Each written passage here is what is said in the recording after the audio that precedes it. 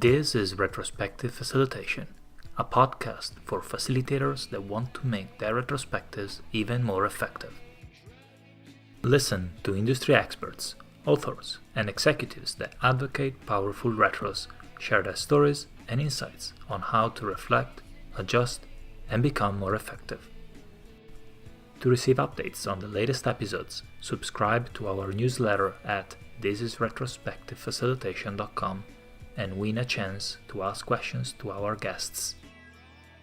Have you ever wondered what a retrospective really is? What's the role of the facilitator? Is it just to pick an activity, time box discussions, and move on to the next item, write down the action items and assign it to someone? Well, if retrospective facilitation was that simple, there wouldn't be that many books out there. What are things to watch out for? What are things to strive for? In this initial episode, we invited Esther Derby to answer some of these questions. She is the co-author of Agile Retrospectives, Making Good Teams Great. She's an expert in organizational dynamics. She teaches workshops and speaks to groups and conferences all over the world. Esther, welcome to the show.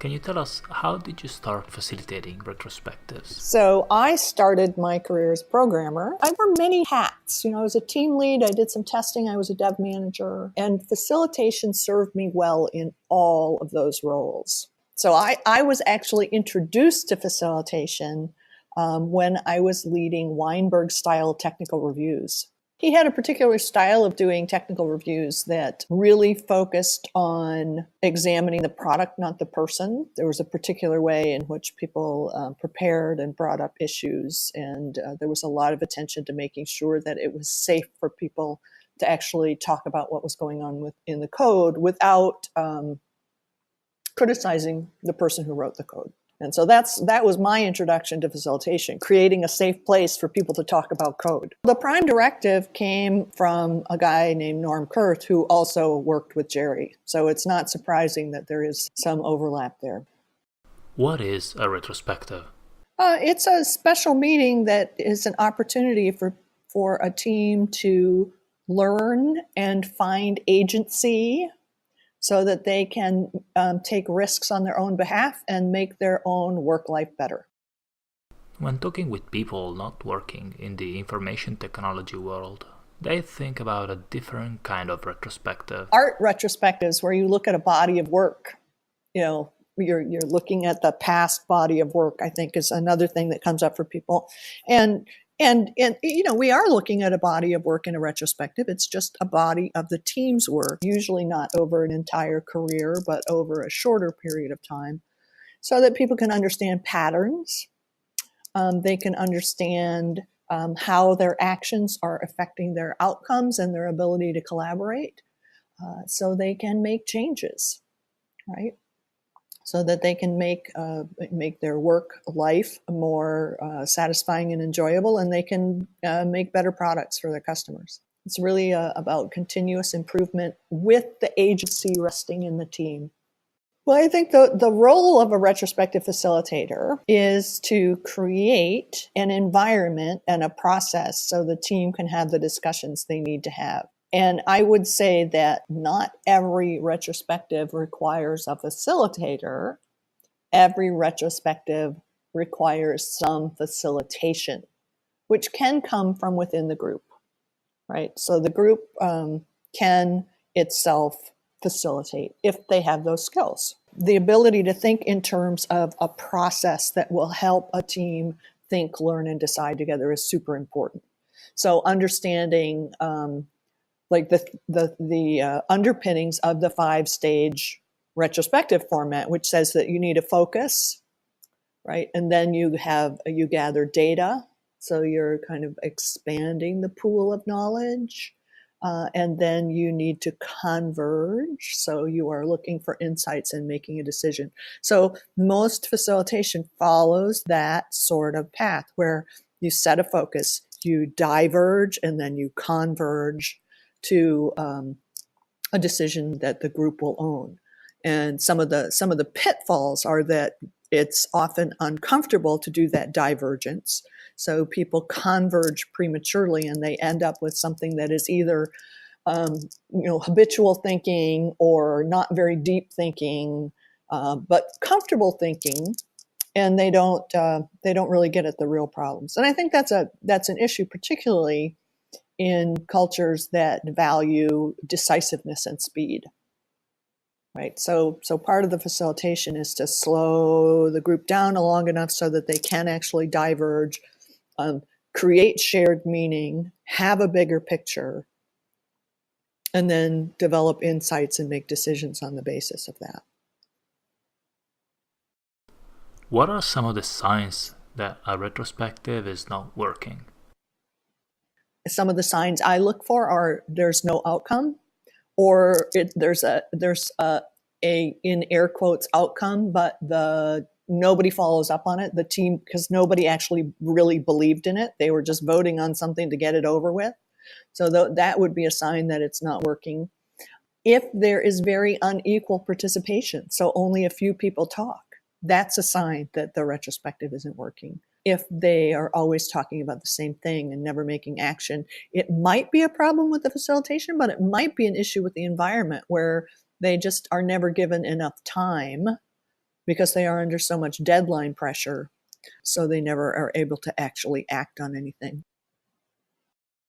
What will the team miss out without a retrospective? Well, I think one of the really important things, which I have alluded to in our earlier discussion, is the team developing a sense of agency. And agency is a word that comes from psychology that says that I can act on my own behalf. And I think that is super important. One of the messages that we get a lot is that, the system drives behavior, which I think is true. What that can lead to is some passivity saying, we can't change it, it's the system. But there are things you can change. There are always things you can change to impact the environment and make it more conducive to the work you do. So I think that agency is super important. And there are workplaces where people have been taught to be passive, right? There's workplaces where people have to ask for permission for so many things that they assume they have to ask for permission for everything. Or they assume that, whatever process is there cannot be changed because, it was mandated by somebody or, whatever. So I think that's a super important part of it. It's just getting a sense of agency that we can adapt our own environment so that it is more suitable for the work we're doing. You can always change your response. If nothing else, you can change how you respond to things. That, I have worked with teams where that felt like all they could do. They couldn't change the process. It had been mandated and could only be changed by a certain group, which is crazy. And it wasn't a situation where there was a mandatory statutory process they had to follow for health or safety issues. It was, just mandated within the company. So they could change how they responded to that when something wasn't working. Right? They developed a way of influencing the committee that changed things. There was another group that the vice president would barge in and into their team room and give them more stories to work on in the middle of a sprint. And they couldn't really stop him. They thought about locking him out of the room, but that wasn't going to really fly. So they changed how they responded to him, and they developed a little script. And each and every person, when the VP would come in, would read the same script saying, well, we understand that's important to you. What should we take off the sprint in order to accomplish that? They would just repeat that. We understand that's important to you. We're happy to work on it. What should we stop working on? That was their response. And it changed his behavior over time. Well, they had a little guidance from me as the facilitator. I mean, I often do this thing that where we talk about what's in our control, what's in our influence, and what's in the soup. And so one of the things that's in our control is our response. How can we can't change. Do you think you can't change anything? You can change your response. So that's what prompted it. I would say I use that 5-stage format for probably 90% of the retrospectives I work on because it mirrors a thought process. It mirrors that idea of, choose a focus, diverge, converge. So that's why I use it, because it really takes advantage of how people think when they're thinking clearly. Have you been in retrospectives not following the 5 steps framework? Yeah, well, I've been called into. I've been in a lot of organizations where their retrospectives start with a list of opinions and then dot voting on a choice. Right? What did we do well? What should we do differently? Let's dot vote. Right? And that's not a bad part of a retrospective, but it's not really sufficient. So I start where they are, and I slow things down a little bit and say, okay, is there a particular focus this week, rather than just having kind of a laundry list? Can we focus on something? One thing I see happen is that the team will generate a very long laundry list, and then they'll spend a fair amount of time figuring out what they want to talk about. By then, there's no time to get into any depth on the particular issue. If they are deciding what to focus on while they are in the retrospective, there is little opportunity to gather any objective data. They can gather subjective data, their perceptions about things, their opinions about things, their feelings about things. But if it is an issue that requires actual hard data, they don't have time to collect it. They either have to put it off and have another meeting, or they guess. So, if they want to look at why are we having so many defects in this particular area, that is useful to have data. If they are looking at why they are getting fewer and fewer stories done, it would be helpful to have data. That's another pitfall that I see happen. Spending time deciding what to decide to talk about, and then being hampered by not having the opportunity to have data that will support that discussion. I actually talked to somebody who said, you aren't supposed to have data in retrospectives. It's just about feelings, which I thought was interesting. And I disagree. Feelings and data in our retrospectives. Is one more important than the other, or do they go hand in hand? I think they go hand in hand, because our response tells us what's important. Right. So I think they're both important. Sometimes one has more relevance to a particular issue, and so you need to think about which kind of data is really going to support the discussion that the team needs to have. Some retrospectives can become just a place to chill and relax. Have you seen that happening, and what are your thoughts about that? Yeah, well, I've certainly met a number of groups that hadn't been having very effective retrospectives, and so they had to, that was a change in how they thought about things. Showing them a different way to do retrospectives where they actually could be useful. And I don't actually object to occasionally using your retrospective to chill. That's so, sometimes it's just, well, let's look back over the week and see, what the high points were for us. I don't have a problem with that, as long as it's not every retrospective. But if it's where people make their grocery list for their weekend shopping, then that's a different issue. Then that tells me people really aren't finding anything useful in it. How do you set a good agenda for your retrospective so that participants can engage? Well, one, I think having an agenda ahead of time helps people. Knowing what the topic is ahead of time helps people, because they know their time isn't going to be wasted. Right? They know we're going to be focusing on a particular issue, and that there is a process in place that will help us focus on that issue. So I think both of those things contribute. I don't think they're the whole issue, but I think they contribute. If I am concerned about safety, then I'm going to spend a lot more time on coming up with ground rules for the meeting. I may do some kind of safety check. If my observation is that the organization in general is not safe, I may start on retrospectives that are pretty are not in-depth topics, right? That aren't going to bring up a lot of controversy, just so the team can begin to learn to work together in that way and get some sense that, yeah, we can talk about issues and we can make a little difference. And then once they have that experience, you can do something a little more challenging that might be a little, require a little more vulnerability. So I might introduce it gently, right? And help the team build up their own safety with each other. Who can be the retrospective facilitator? I was a developer when I started facilitating technical reviews, so I think it's entirely possible for developers to facilitate. I did not facilitate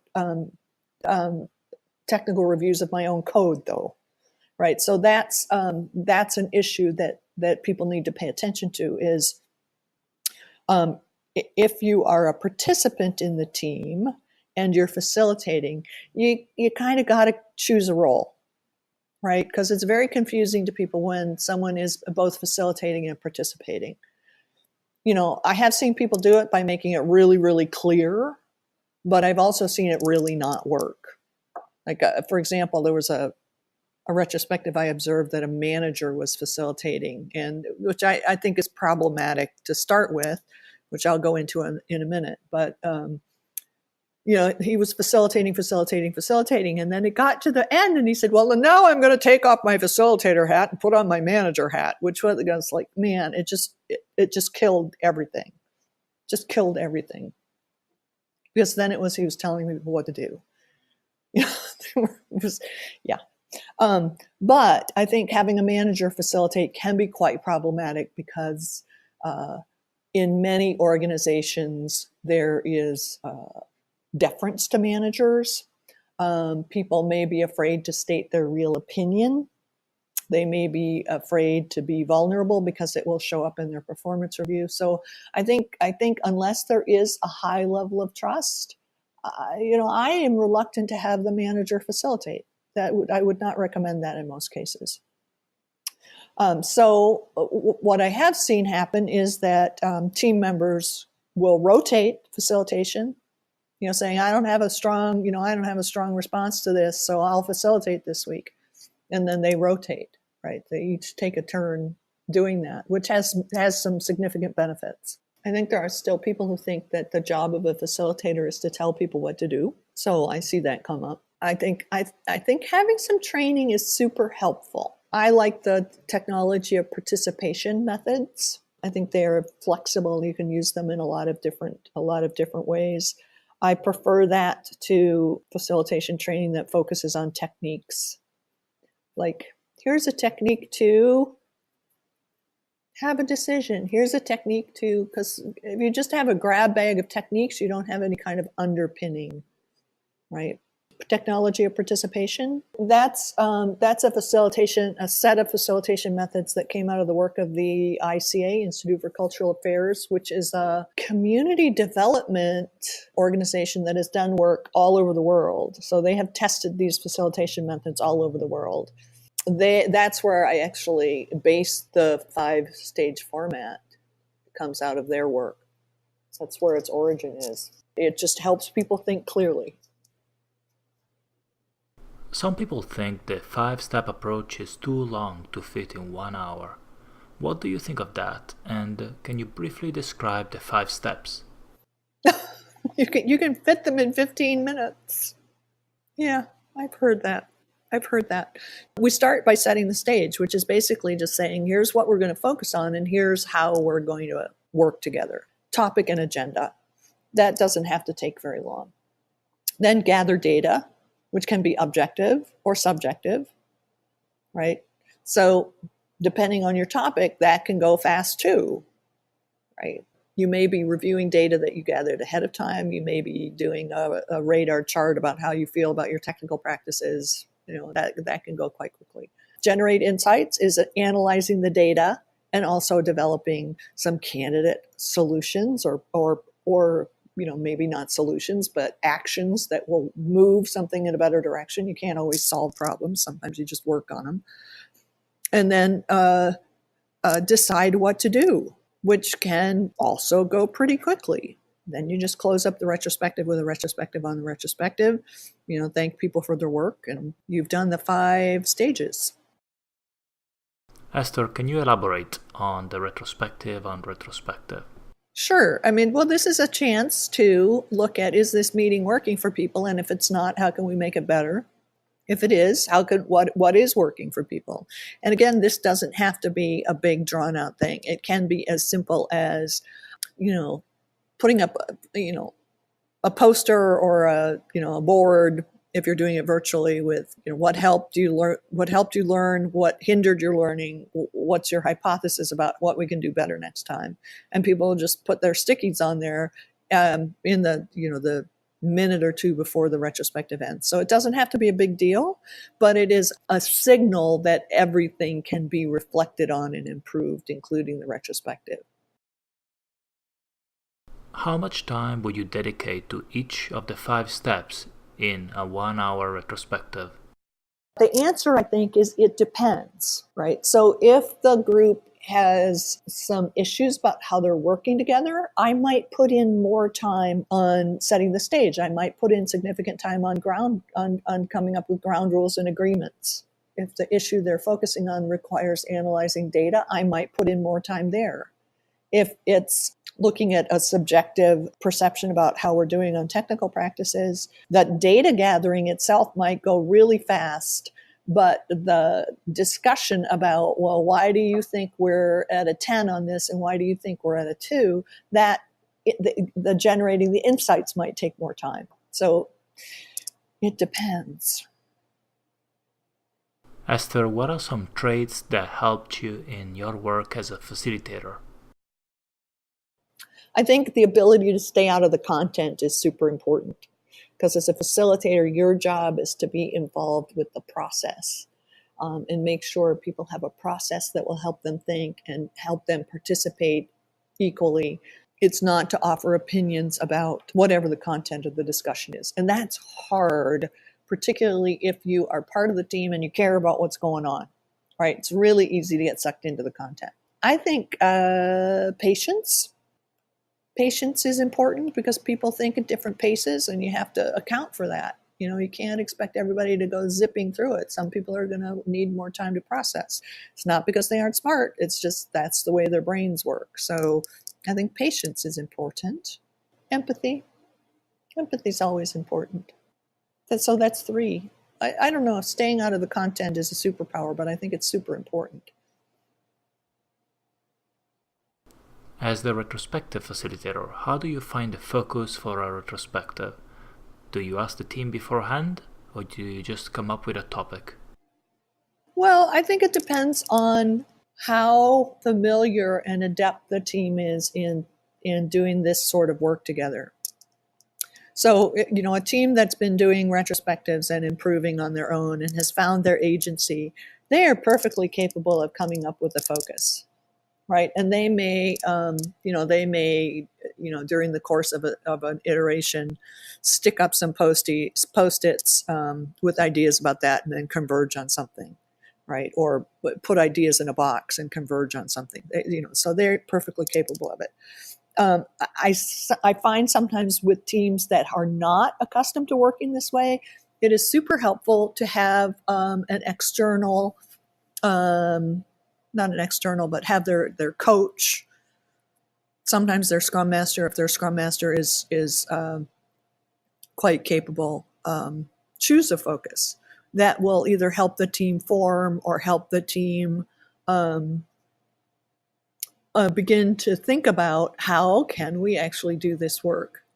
So I have seen both work, both the team choosing a focus and having the coach choose a focus. And I think it depends a lot on, the team's familiarity and capability to do this kind of work with each other. And if you're external, obviously you have to come in and check around and see what's actually going on. Do a few little interviews and get some candidates for what would be a good focus.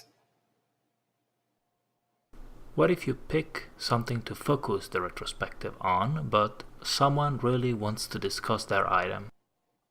So is their item related to a focus, or is it a random item, or is it something they feel a lot of just anxiety about, or it's super important to them for whatever reason, whether it involves anxiety or not? I mean, you can always leave some time about saying, is there anything else we really need to discuss? Esther, can you tell us about the worst retro you've been in and what lessons did you learn?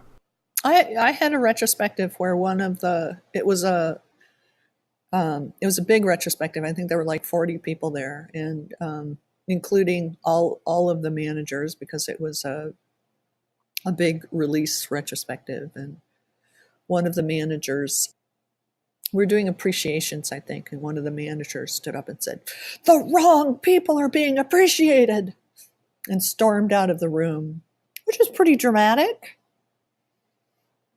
And so I said, what was that about? And they said, well, that happens a lot. So I said, well, here's something you guys can work on. I had something else reasonable for them to work on. And they said, she'll be in the ladies' room. So this was a pattern that obviously had happened a lot. So, I went to the ladies' room and, what's going on? Had a conversation. So that was a bit challenging. Well, yeah, I mean, she came back. She came back. But obviously there were more significant issues there than could be solved in a retrospective. We are almost at the end of the show, and it's time to ask the same 3 questions we asked to all our guests. Esther, what is your favorite retrospective activity? I don't have a favorite activity. I choose activities based on what's going to really help the group think best together. So I don't have a favorite. My favorite is what's going to work best in the moment with the team I'm with the topic they're talking about. That's my favorite, always. And can you tell us a book you're reading right now? Well, I'm reading several books right now, actually, which, I do not follow WIP limits with books, unfortunately, or fortunately. But so I am reading Michelle Obama's biography, which is beautifully written. That's just compelling to listen to. I am reading a book called Accounting for Slavery, which is historical research into the business and accounting practices on slave plantations in the Caribbean and the southern United States. And it's difficult to read because of the brutality. And it's also extremely enlightening because most modern management, modern in air quotes, management practices have at least some connection to Taylor, and those practices came out of the same intellectual milieu as the practices that were used on slave plantations. So those are the 2 big ones I'm reading right now. And then I have a book I read. I don't actually read it. I listen to it because it puts me to sleep. So if I wake up in the middle of the night, I listen to a book about the Norman invasion of England. And I fall asleep, and then so I have to kind of guess where I fell asleep. And so I get to listen to some things many, many times because I go back too far. And final question for Esther, what is your favorite dish? What is my favorite dish? My favorite food? Well, that varies by season, and it also varies by year. But this winter, I am loving doing a braised beef in red wine with creamy polenta with a lot of pecorino in it. Do you believe that polenta should be made with pecorino or parmesan? Allora, neither one? Our guests share lots of insights and ideas. Which change are you going to try in your next retrospective? Tell us on Twitter with hashtag #ThisIsRetrospectiveFacilitation or leave us a comment on thisisretrospectivefacilitation.com. You can connect with Esther on Twitter at Esther Derby or on her website estherderby.com. Norm Kurt, known as the father of retrospectives and author of the book Project Retrospectives, suffered a disabling brain injury in a car accident 20 years ago. visit thisisretrospectivefacilitation.com/helpnorm for details and a link on how to contribute to his fund. Thank you for listening. This is Enrico Teotti. Till next time.